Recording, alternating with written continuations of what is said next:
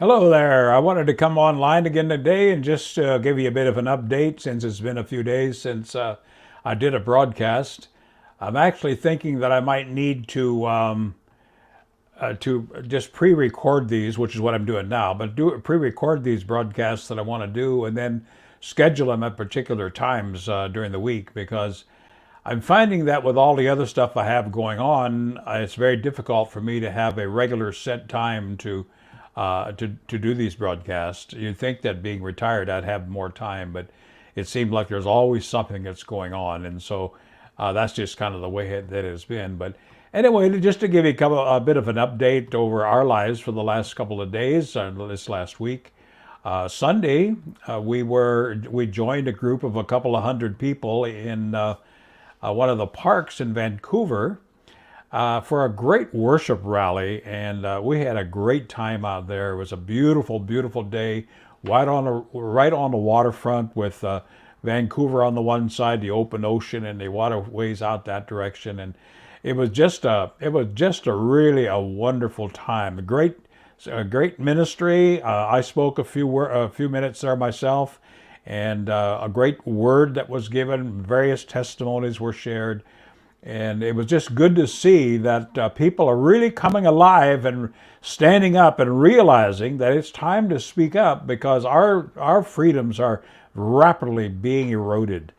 And it is especially good to see Canadians rising up because usually Canadians are pretty passive and, they're pretty easygoing and kind of just say, pardon me, excuse me a lot, or, give me 3 beers and a hockey game and I'm good to go.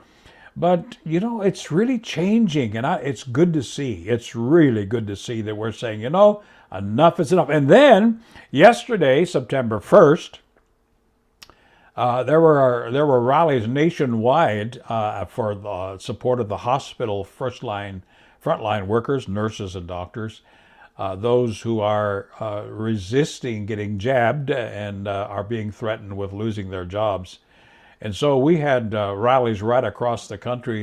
In the Vancouver rally, the Vancouver police estimated the crowd about 5,000 that were there at the hospital. In Abbotsford here, where we were, there were about 300 or plus that were here, and lots of support.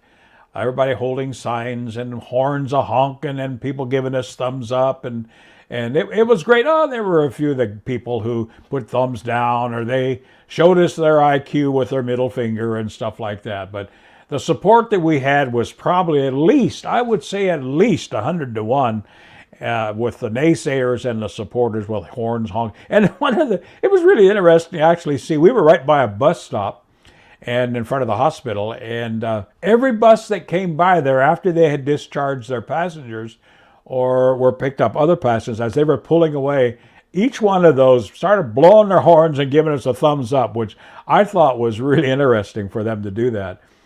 We also had the watchful eye of the Abbotsford police there, but that's fine. There was no real disruptions. Everybody was polite. Everybody was just simply having a good time and just letting their voices be heard, which is high time to do. And so that was being done right across the country. Now, changing gears there a little bit on my book, Faith and Frontiers. I'm excited to hear when I got a report from my publisher a day or two ago that Faith and Frontiers, my autobiography, has actually made the bestseller list 2 weeks in a row. Thank you for those of you that have bought the book from Friesen Press. It's also available in the U.S. and other places around the world and on Amazon, Barnes & Noble, and lots of other places around the world wherever books are sold. So it's a bit expensive to buy it here in Canada and ship it across the border. But if you're in the U.S., I'd encourage you to go to Amazon or Barnes & Noble. And by the way, I would really like to make a push for it this next week and see if we can't push that book up the bestseller list on the Amazon as well.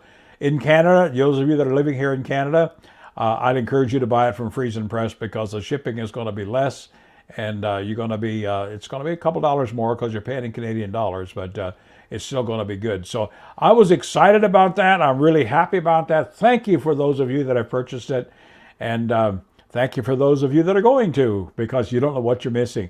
In fact, I would just like, I had a very interesting conversation this week. We were invited out to lunch, and in the lunch we met a young, well, it wasn't a young couple, but it's the couple that the first couple that I married 48 years ago. And I actually have that instance briefly here in the book, and we had a good laugh and we reminisced about that a bit. Let me just read just a little bit here. It says, a young couple from the Quebec group wanted to get married and start their life together in community setting. So our central building was large enough to accommodate more people than what that we had at the time. So they had a few of their friends came to our place for their wedding. It was the first of many weddings I have performed.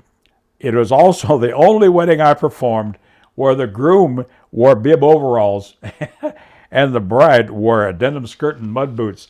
So we had some good laughs as we talked about it. I think it's one of the only times I've seen him since the 48 years ago when they said I do. But it was great. It was great to have a kind of a catch up, and of course I had to give him an autographed copy of the book just for old time's sake. So when in the book, people are the responses that we're getting are saying, "Wow, we thought we knew you and Marty, but we're learning things that we did not have any idea of." And so I just want to encourage you to get it. There'll be times you'll laugh, have fun times like that. Or a time when a horse fell down an outhouse hole, which I'm not going to talk about right now, but you can read about that. And a time when Marty and I was about that close in losing our faith in the Lord, and yet the struggle that we went through to regain that faith and get back on track is all recorded in the book. And so there's going to be times when you're going to be laughing, and there's going to be times when you are going to perhaps shed a tear or two. But regardless of what of that, God is good. We know that He holds tomorrow, even though we don't know what tomorrow holds. Our trust and our confidence continues to be in Him. So again, I just want to encourage you to be blessed and encouraged in the Lord, regardless of what's going on around us. Times are going to come and go, but God is the same today, yesterday, and forever. He holds eternity, both past and future, in His hand, and we have absolute trust and confidence that He knows us and He knows what He is doing.